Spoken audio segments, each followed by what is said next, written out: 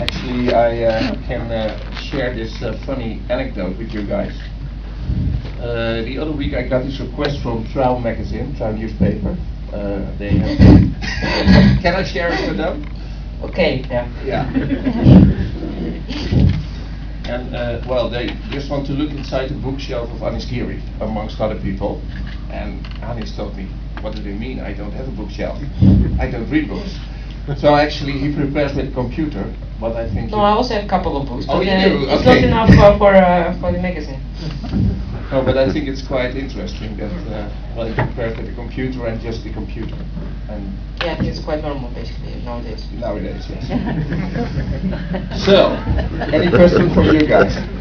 Can you tell us which players playing today that you admire, or most admire, and why? What about their games? You mean in Europe or? In the world, which players In the world, that you most admire? Well, maybe let's say I like the way Alan plays, and Tobolov is a bit crazy, sometimes not very correct sacrifices. Shirov basically the same also. And I think the last tournament Skramnik played very nice and entertaining games. But there are of course a lot of other players. It's hard to name them all. It's funny that you named those players, because here in the press room you are more compared to players like Petrosian and Karpov because of your very subtle positional style. So, yeah, do you agree that your own style at the moment is more like those players? And are you actually trying to get it more sharp or something? No, actually I don't know what my style exactly is, because some games I also play a bit sharp, but some are less. Sometimes I play more positional with my kings to d6.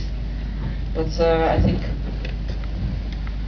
well, at some point earlier I played more sharp games, I think. But it also has something to do with opponents, because not all opponents allow sharp combinations.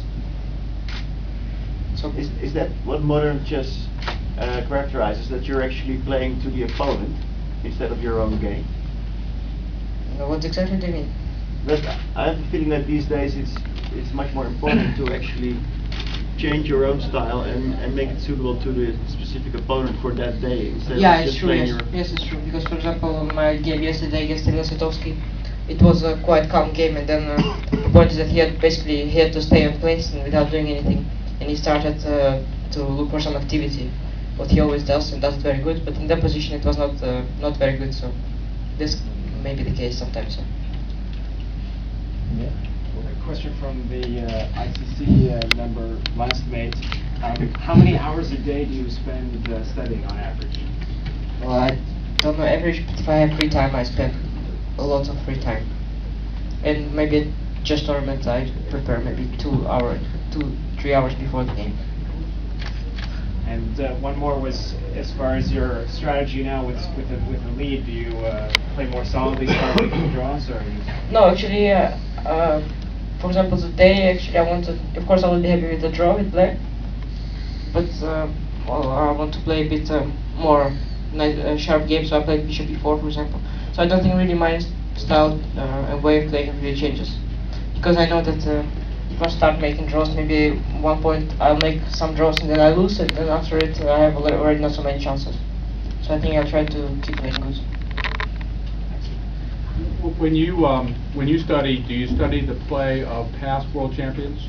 And can you learn from them, or you're more focused on what players are playing today? Okay, of course I read some classical books. Yeah, I read some classical books. For example, I like the book of Kasparov and his match. I'm reading it now. It's quite interesting to know and to learn. I think you can learn a lot.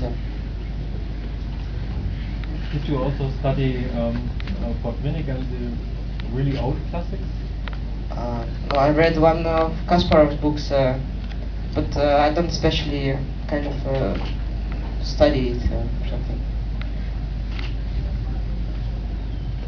Okay, thank you.